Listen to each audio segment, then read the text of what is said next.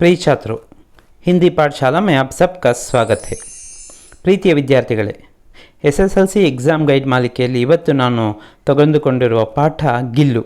पाठ का नाम है गिल्लू और इसकी लेखिका है महादेवी वर्मा। गिल्लू यह एक रेखा चित्र है। ರಚನೆಯ ವಿಧೆ ಯಾವ ರೀತಿಯ ರಚನೆ ಇದು? ಕಹಾನಿನ, ಉಪನ್ಯಾಸ, ನಾಟಕ, ಏಕಾಂಕಿನ, ಅದರಲ್ಲಿ ಇದು ರೇಖಾಚಿತ್ರ, ಅದನ್ನು ಸ್ಕೆಚ್ ಅಂತ ನಾವು ಹೇಳ್ತೀವಿ। ಯಾವುದೋ ಒಂದು ವಿಶೇಷವಾದ ಘಟನೆ ಅಥವಾ ವ್ಯಕ್ತಿಯ ಬಗ್ಗೆ ವಿವರವಾಗಿ ವರ್ಣನೆ ಮಾಡಿ ಹೇಳೋದು, इसे हम रेखा चित्र कहते हैं। यह रचना की विधा, यह एक रेखा चित्र है। लेखिका का नाम है महादेवी वर्मा। ಮೊದಲು ಪಾಠದ ಸಾರಾಂಶವನ್ನು ನೋಡೋಣ, ಅದಾದಮೇಲೆ ಒಂದು ಅಂಕದ ಒಂದು ವಾಕ್ಯದಲ್ಲಿ ಉತ್ತರಿಸುವ ಪ್ರಶ್ನೆಗಳ ಬಗ್ಗೆ ನೋಡೋಣ, ಮತ್ತು ಇದೇ ಪಾಠದಲ್ಲಿ ಉಳಿದಿರೋ ಭಾಗವನ್ನು ಇನ್ನೊಂದು ವಿಡಿಯೋದಲ್ಲಿ ನಾನು ಮಾಡಿ ನಿಮಗೆ ಹಾಕ್ತೇನೆ। ಈಗ ನೋಡೋಣ, ಪಾಠ का सार देखेंगे। गिल्लू ಇದು ಒಂದು ಗಿಲಹರಿ ಅಂದರೆ ನಿಮಗೆ ಗೊತ್ತಿದೆ, ಅಳಿಲು, ಸ್ಕ್ವಿರಿಲ್, ಅದಕ್ಕೆ ಸಂಬಂಧಪಟ್ಟಿದ್ದ ಕತೆ।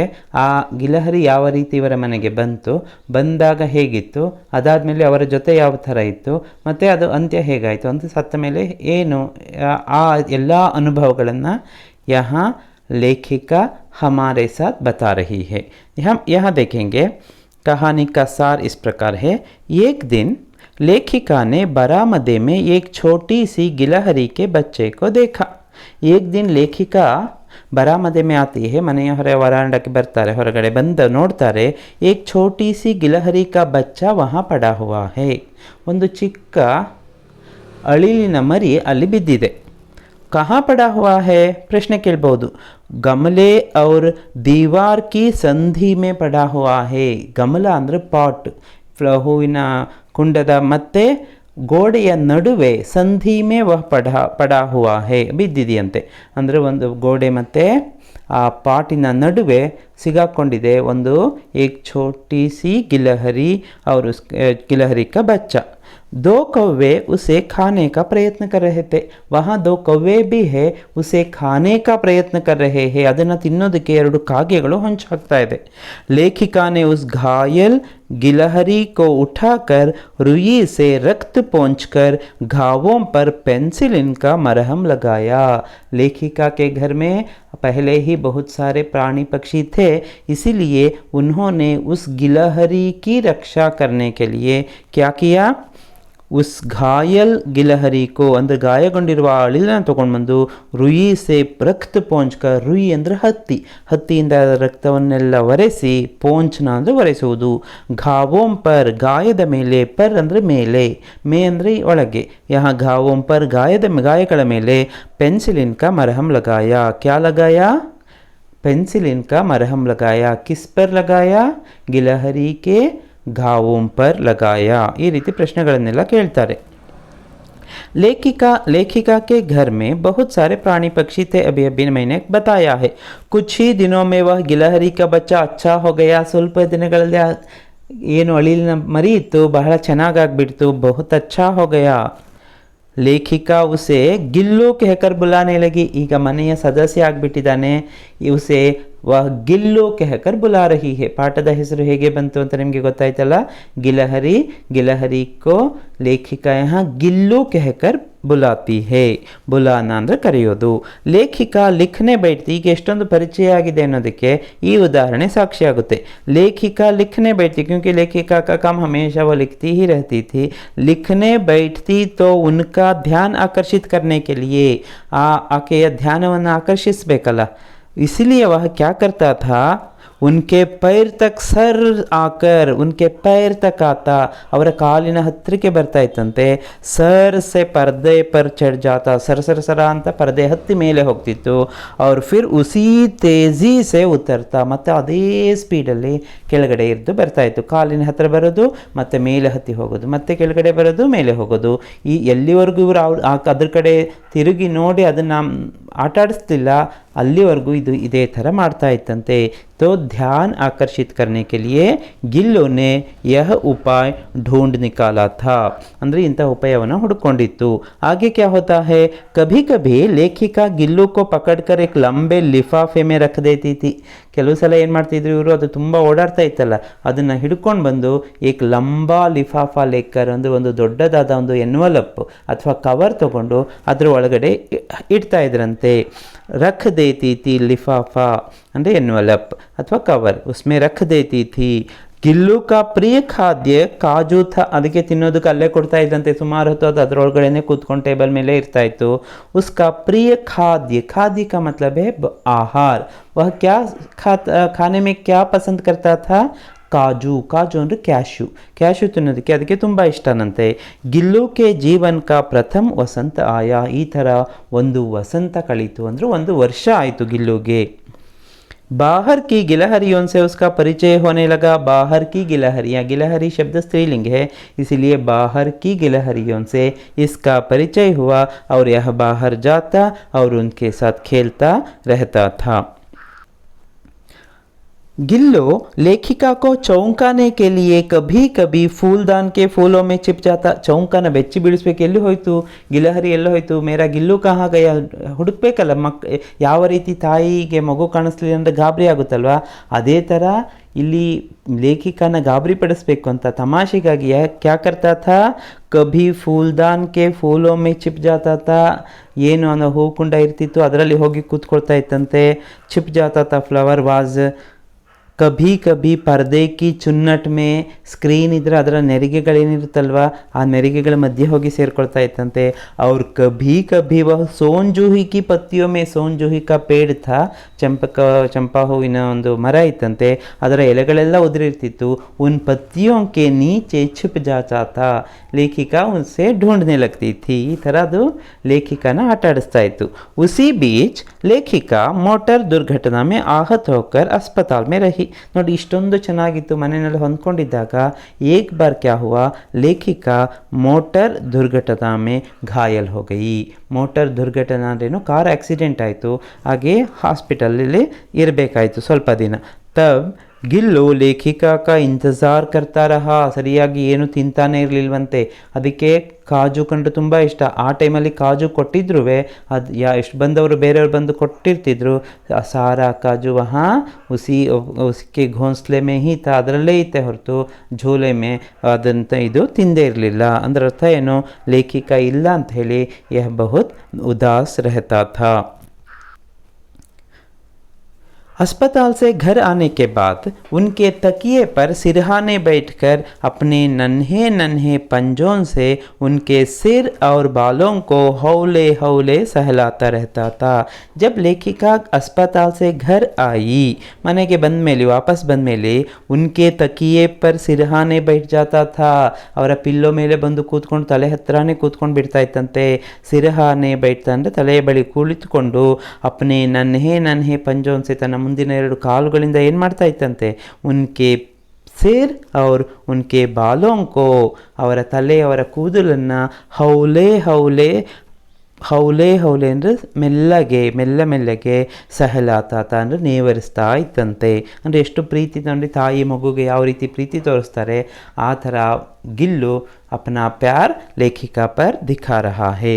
ಗಿಲಹರಿಯೋಂಕೆ ಇಷ್ಟೊಂದು ಹೊಂದ್ಕೊಂಡಿದ್ದ ಗಿಲ್ಲು ಎಷ್ಟು ದಿನ ತಾನೇ ಅದ್ರ ಜೊತೆ ಆಕೆ ಜೊತೆ ಇರೋದಕ್ಕೆ ಸಾಧ್ಯ? ಯಾಕಂದರೆ ಗಿಲಹರಿಯೋಂಕೆ ಜೀವನ್ ಕಿ ಅವಧಿ 2 ವರ್ಷ ಸೆ ಅಧಿಕ್ ನಹಿ ಹೋತಿ. ಅದು 2 ವರ್ಷಕ್ಕಿಂತ ಹೆಚ್ಚು ದಿನ ಈ ಅಳಿಲುಗಳು ಬದುಕೋದಿಲ್ಲ. ಲೈಫ್ ಸ್ಪ್ಯಾನ್ ಅವ್ರದ್ದು 2 ವರ್ಷ ಅಷ್ಟೇನೆ ಅವುಗಳದ್ದು. ಅತಃ ಗಿಲ್ಲು ಕಿ ಜೀವನ ಯಾತ್ರಾ ಕ ಅಂತ ಆಹಿ ಗಯಾ, ಜೀವನ ಯಾತ್ರೆಯ ಕೊನೆ ಬಂದಿದೆ. ಜೀವನ ಯಾತ್ರಾ ಕ ಅಂತ್ ಆ ಗಯಾ, ವಹ ಚಿರ ನಿದ್ರಾ ಮೇ ಸೋ ಗಯಾ, ವಹ ಮರ್ ಗಯಾ. ಒಂದು ದಿನ ಅದು ಸತ್ತೋಯ್ತು, ಬೆಳಿಗ್ಗೆ ಇದ್ದಕ್ಕಿದ್ದಾಗೆ ಅದು ಸತ್ತೋಗ್ಬಿಟ್ಟಿದೆ. ಸೋನ್ ಜೂಹಿ ಕಿ ಲತಾ ಕೆ ನೀಚೆ ಗಿಲ್ಲು ಕಿ ಸಮಾಧಿ ಬನಾಯಿ ಗಯಿ. ಈಗ ಎಲ್ಲಿ ಅದರದ ಸಮಾಧಿ ಮಾಡಬೇಕು? ಲೇಖಿಕಾನೇ ಸೋಚ, ಏಕ್ ಜಗಹ ಢೂಂಢ್ ನಿಕಾಲಿ. ಸೋನ್ ಜೂಹಿ ಏನು ಮರ ಇತ್ತು, ಆ ಮರದ ಕೆಳಗಡೆ ಎಲೆಗಳೆಲ್ಲ ಉದುರಿತು. ಉಸ್ಕೆ ನೀಚೆ ಉಸ್ಕಿ ಸಮಾಧಿ ಬನಾಯಿ ಗಯಿ. ಗಿಲ್ಲು ಸೋನ್ ಜೂಹಿ ಕೆ ಛೋಟೆ ಫೂಲ್ ಕೆ ರೂಪ್ ಮೇ ಖಿಲ್ ಜಾನೆ ಕಾ ವಿಶ್ವಾಸ್ ಲೇಖಿಕಾ ಕೋ ಥಾ. ಯಾಕೆ ಅಲ್ಲೇ ಮಾಡಿದರು? ಒಂದಲ್ಲ ಒಂದಿನ ಸೋನ್ ಜೂಹಿ ಕೆ ಫೂಲ್ ಕೆ ರೂಪ್ ಮೇ ವಹ ಖಿಲ್ ಕರ್ ಆಯೇಗಾ, ऐसा विश्वास लेखिका को था.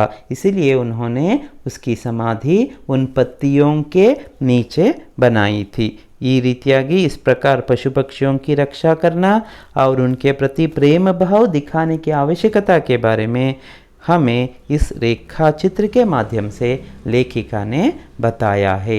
ಅಂದರೆ ಪ್ರಾಣಿ ಪಕ್ಷಿಗಳಿಂದ ನಾವು ಅವರನ್ನು ರಕ್ಷಿಸೋದು ಒಂದು, ಎರಡನೇದು ಪ್ರೀತಿಯಿಂದ ನಾವು ನೋಡಿಕೊಂಡ್ರೆ, ಪ್ರೇಮ ಭಾವವನ್ನು ತೋರಿಸಿದರೆ ಅವುಗಳು ನಮ್ಮ ಜೊತೆ ಅಷ್ಟೊಂದು ಅದೇ ಪ್ರೀತಿ ಪ್ರೇಮದಿಂದ ಇರುತ್ತೆ ಅನ್ನೋದನ್ನು ತಿಳಿಸೋದಕ್ಕೆ ಪ್ರಯತ್ನವನ್ನು इस रेखाचित्र के माध्यम से, रेखाचित्र ಅಂತ ಹೇಳ್ತಾ ಇದ್ದೀನಿ, रेखाचित्र के माध्यम से, रेखाचित्र का नाम क्या है, गिल्लू. इसके माध्यम से लेखिका ಮಹಾದೇವಿ ವರ್ಮಾನೆ ಹಮೆ ಬತಾಯಾ ಹೇ. ಸೊ ಇದು ಪಾಠದ ಸಾರ. ನಾನು ಸ್ವಲ್ಪ ಹೈಲೈಟ್ಸ್ ಹೇಳಿದ್ದೀನಿ, ಪಾಠವನ್ನು ಡೀಟೇಲಾಗಿ ಓದಿ ನಿಮಗೆ ಪೂರ್ತಿ ಗೊತ್ತಾಗುತ್ತೆ. ಲಾಂಗ್ ಆನ್ಸರ್ಸ್ ಎಲ್ಲ ಬರೀಬೇಕಾದ್ರೆ ನಿಮಗೆ ಫುಲ್ ಪಾಠವನ್ನು ಸ್ಟಡಿ ಮಾಡಬೇಕಾಗುತ್ತೆ. अब हम देखेंगे एक अंक के प्रश्न. ಒಂದೊಂದು ಸೆಂಟೆನ್ಸಲ್ಲಿ ಇಲ್ಲಿ ಉತ್ತರ ಬರೀಬೇಕಾಗುತ್ತೆ. पहला प्रश्न क्या है, पहला प्रश्न है लेखिका ने कौवे को क्यों विचित्र पक्षी कहा है. वहाँ दो कौवे थे ना, ಆ ಕಾಗೆಗಳನ್ನ ವಿಚಿತ್ರ ಪಕ್ಷಿ ಅಂತ ಯಾಕೆ ಹೇಳಿದ್ದಾರೆ ಗೊತ್ತಾ? क्योंकि ಕೌವಾ ಏಕ್ ಸಾಥ್ ಸಮಾದರಿತ ಹೇ ಅನಾದರಿತ ಹೇ. ಅದಕ್ಕೆ ಸನ್ಮಾನನೂ ಸಿಗುತ್ತೆ, ಅವಮಾನನೂ ಸಿಗುತ್ತೆ. ಅತಿ ಸಮ್ಮಾನಿತ್ ಅತಿ ಅವಮಾನಿತ ಹೇ. ಒಂದೇ ಟೈಮಲ್ಲಿ ಅದಕ್ಕೆ ಒಂದು ಕಡೆ ತುಂಬ ರೆಸ್ಪೆಕ್ಟ್ ಸಿಗ್ಬೋದು, ಅದೇ ಇನ್ನೊಂದು ಕಡೆಯಲ್ಲಿ ಅದಕ್ಕೆ ಅಷ್ಟೇ ಅವಮಾನ ಆಗ್ಬೋದು. ಒಬ್ಬರು ಒಂದು ದಿವಸ ಅದನ್ನು ಕರೆದು ಅದಕ್ಕೆ ತಿಂಡಿ ಎಲ್ಲ ಕೊಟ್ಟಿರ್ತಾರೆ. ಅಂದರೆ ಹಿಂದೆ ಸತ್ತಿರೋರಿಗೆಲ್ಲ ಏನು ಮಾಡ್ತಾರೆ, ಅವರಿಗೆ ಪಿಂಡ ಪ್ರದಾನ ಅಂತ ಮಾಡಬೇಕಾದ್ರೆ ಕಾಗೆಯನ್ನು ಕರೆದು ಊಟ ಕೊಡ್ತಾರೆ.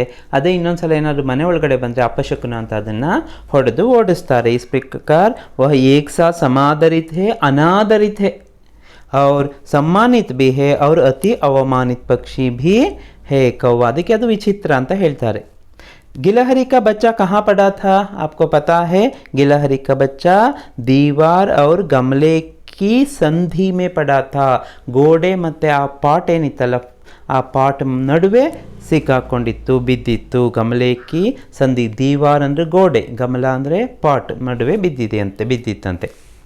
लेखिका ने गिल्लू के घावों पर क्या लगाया. गिल्लू घायल था, इसीलिए उसके शरीर पर जो खून थे उसे साफ करके उस पर क्या लगाया, उसके घावों पर ಪೆನ್ಸಿಲಿನ್ ಕ ಮರಹಂ ಲಗಾಯ. ಪೆನ್ಸಿಲಿನ್ ಹಾಕೋದ್ರಿಂದ ಮತ್ತು ಆ್ಯಂಟಿಸೆಪ್ಟಿಕ್ ಇದ್ದ ಹಾಗೆ, ಅಂದರೆ ಅದರಿಂದ ಗಾಯ ಬೇಗ ವಾಸಿಯಾಗುತ್ತೆ. ಇಸಿಲಿಯೇ ಪೆನ್ಸಿಲಿನ್ ಕ ಮರಹಂ ಲಗಾಯ, ಪೆನ್ಸಿಲಿನನ್ನು ಹಾಕಿದ್ದಾರೆ. ವರ್ಮಾಜಿ ಗಿಲಹರಿ ಕೋ ಕಿಸ್ ನಾಮ್ ಸೆ ಬುಲಾತಿ ಥಿ. ವರ್ಮಾಜಿ ಅಂದರೆ ಯಾರಿಲ್ಲಿ, ಮಹಾದೇವಿ ವರ್ಮಾಜಿ ಗಿಲಹರಿನ ಯಾವ ಹೆಸರಿಂದ ಕರೆಯೋದಕ್ಕೆ ಶುರು ಮಾಡಿದ್ದಾರೆ. वे गिलहरी को गिल्लू नाम से बुलाती थी. पाठ का नाम भी क्या है, गिल्लू ही है. याके कोटिरोदो, क्योंकि गिलहरी को वे गिल्लू नाम से पुकारती थी. अब अगला प्रश्न देखेंगे. गिलहरी का लघु गात. गिलहरी इतनी छोटी है ना, तो उसका लघु गात, लघु ಅಂದ್ರೆ छोटा, गात ಅಂದ್ರೆ ಶರೀರ, किसके भीतर बंद रहता था. ಕೆಲವು ಸಲ ಲೇಖಿಕ ಏನು ಮಾಡ್ತಾ ಇದ್ರು, ಅದನ್ನು ಒಂದು ಕವರ್ ಅಥವಾ ಎನ್ವಲಪಲ್ಲಿ ಇಡ್ತಿದ್ರಲ್ವಾ. ಗಿಲಹರಿ ಕಾ ಲಘುಗಾತ್ ಲಿಫಾಫೆ ಕೆ ಭೀತರ್ ಬಂದ್ ರಹತಾ ತಾ. ಕಿಸ್ಕೆ ಭೀತರ್, ಲಿಫಾಫೆ ಕೆ ಭೀತರ್, ಭೀತರ್ ಅಂದರೆ ಅಂದರ್, ಬಂದ್ ರಹತಾ ಥಾ. ಅಲ್ಲಿ ಕೂರಿಸಿ ಟೇಬಲ್ ಮೇಲೆ ಇಟ್ಬಿಡ್ತಾ ಇದ್ರು. ಇವರು ಇವರ ಕೆಲಸವನ್ನು ಮಾಡ್ಕೊಳ್ತಾ ಇದ್ರು. ಗಿಲಹರಿ ಕಾ ಪ್ರಿಯ ಖಾದ್ಯ ಕ್ಯಾ ಥಾ. ಖಾದ್ಯ ಅಂದರೆ ಖಾನೆ ಕಿ ಚೀಸ್. ಕ್ಯಾ ಖಾನಾ ಪಸಂದ್ ಕರ್ತಾ ಥಾ, ಆಪ್ ಸಬ್ಕೋ ಪತಾ ಹೈ. ಗಿಲಹರಿ ಕಾ ಪ್ರಿಯ ಖಾದ್ಯ काजू था. अगला देखेंगे.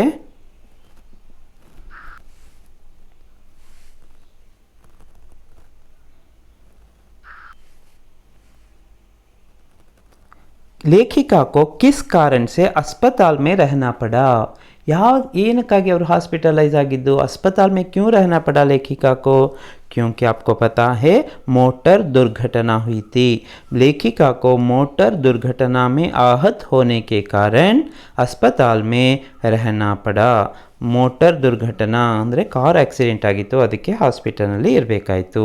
ಅಗಲಾ ಪ್ರಶ್ನೆ ಹೇ, ಗಿಲಹರಿ ಗರ್ಮಿ ಕೆ ದಿನೋ ಮೇ ಕಹಾ ಲೇಟ್ ಜಾತಾ ಥಾ. ಅದು ತುಂಬ ಸೆಕೆಯಾದಾಗ ಬೇಸಿಗೆ ಕಾಲದಲ್ಲಿ ಏನು ಮಾಡ್ತಾ ಇತ್ತಂತೆ, ಕಹಾ ಲೇಟ್ ಜಾತಾ ಥಾ, ಎಲ್ಲಿ ಮಲಗ್ತಾ ಇತ್ತು. ಗಿಲಹರಿ ಗರ್ಮಿ ಕೆ ದಿನೋ ಮೇ ಸುರಾಹಿ ಪರ್ ಲೇಟ್ ಜಾತಾ. ಸುರಾಹಿ ಅಂದರೆ ನೀರಿನ ಹೂಜಿ, ನೀರು ತಂಪಾಗಿರಲಿ ಅಂತ ಹೇಳಿ ನಾವು ಮಣ್ಣಿನ ಒಂದು ಹೂಜಿಗಳನ್ನು ಇಟ್ಕೊಂಡಿರ್ತಿದ್ರು ಹಿಂದಿನ ದಿನಗಳಲ್ಲಿ. ಉಸ್ ಪರ್ ವಹ ಲೇಟ್ ಜಾತಾ ಥಾ, सुराही पर लेट जाता था. अगला प्रश्न, गिलहरियों की जीवनावधि सामान्यतया कितनी होती है. जीवनावधि, लाइफ स्पैन, सामान्य ಎಷ್ಟು ವರ್ಷ ಬದುಕುತ್ತೆ. अभी आपको अच्छी तरह से उसका उत्तर पता है, 2 वर्ष होती है। अगला प्रश्न, गिलहरी की समाधि कहाँ बनाई गई? वह भी पता है क्योंकि वह सोनजूही के पास ही हमेशा रहता था। गिलहरी की समाधि सोनजूही की लता के नीचे बनाई गई। ಅದನ್ನು ನೆನಪಿಟ್ಕೋಬೇಕು. ಸೋಂಜುಹಿ ಕಿ ಲತಾ के नीचे ಆ ಎಲೆಗಳ ಅಡಿಯಲ್ಲಿ ಮಾಡಿದ್ದಾರೆ. तो इस प्रकार आपने देखा है, ಸುನಾ ಹೇ. ಅವರು ಇನ್ನು ಉಳಿದ ಏನು ಭಾಗ ಇದೆ ಗ್ರಾಮರ್ ಪಾರ್ಟ್, ಇದೇ ಪಾಠದ್ದು ನೆಕ್ಸ್ಟ್ ವಿಡಿಯೋದಲ್ಲಿ ನಾನು ಮಾಡಿ ನಿಮಗೆ ನಾಳೆ ಅದರ ವಿಡಿಯೋನ ಅಪ್ಲೋಡ್ ಮಾಡ್ತೀನಿ. ಇದನ್ನು ನೀವು ನೋಡಿ ಹಾಗೆ ಇಷ್ಟ ಆಗಿದ್ದನ್ನ ಲೈಕ್ ಮಾಡಿ ಮತ್ತು ನಿಮ್ಮ ಫ್ರೆಂಡ್ಸ್ ಜೊತೆ ಇದನ್ನು ಶೇರ್ ಮಾಡ್ಕೊಳ್ಳಿ. Thank you.